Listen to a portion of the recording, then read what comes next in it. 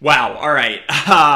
Where do we begin? I'm just here to dash off some quick first reaction thoughts about the finale of White Lotus Season 3. I'm going to organize my thoughts in the hours and days to come, but for now I'm just giving you my quick hit reaction. Wow. What a season. This was a roller coaster. It was messy. It was sometimes overstuffed. Sometimes it felt overlong. 8 episodes, the longest White Lotus season. Season 1 was 6, season 2 was 7, and then this was 8. It was up and down sometimes. I've had my issues with the season, but I said that this finale, there was so much pressure on it. It had to bring it home, and I think it did. I thought that was a great hour and a half of TV. I thought that all of our character arcs were wrapped up in, if not satisfying ways, emotionally true ways. Obviously, we should start with Rick and Chelsea because RIP to them. I kind of sensed that Chelsea had it coming. She said death comes in threes.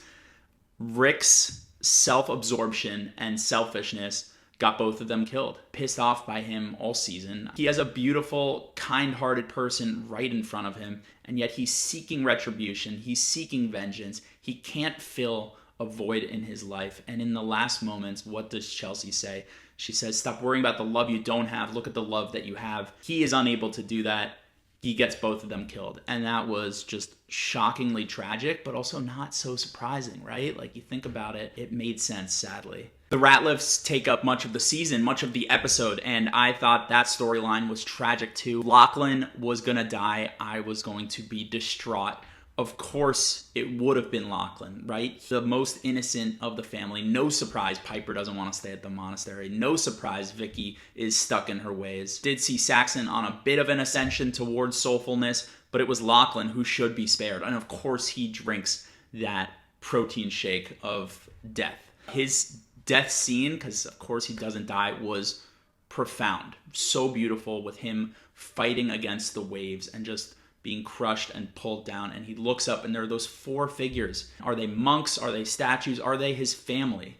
It doesn't matter. No one was reaching out for him. It felt apt. It felt true to this family and to how they've treated him. He does get saved. It is a bit of a miracle. We don't know how or why his father was able to resuscitate him. I'm glad he didn't die. Say what you want about the Ratliffs. They hopefully are on a path to self-rediscovery. If they have been stripped bare of all their resources, now's the time to maybe be a family again. But with Vicky Ratliff, who knows? Belinda, I predicted that she was going to pull a reverse Tanya on Pornchai.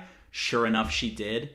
Literally, he's standing on the shore waving goodbye to her like Belinda waved to Tanya in the first season after being shafted out of a potential business partnership. But can you blame Belinda? She's had so much befalling her in life.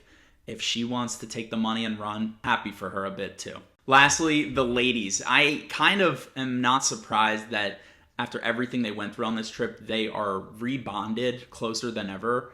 They almost had to become their warring high school selves again to come back to why they loved each other in the first place. Now, you could say that's overly optimistic of me, like they're going to start a fight again in another couple years. But for now, I do feel like they have refound their friendship, and it took some serious shit to find that. But I am kind of happy for them, as self-absorbed as they are. This was not a perfect season. I thought that it was too long in places. But for a season that had flaws, I thought that was kind of a flawless finale. I thought that was an amazing episode of television. Does it bring home and snap into focus the entirety of the season? Maybe not quite. This season of White Lotus, season 3, reached for something a little more profound than the other 2 seasons, reached for something a little more existential. Is it less clean and neat and funny? I think that's fair to say across the board. The peaks of this season were higher than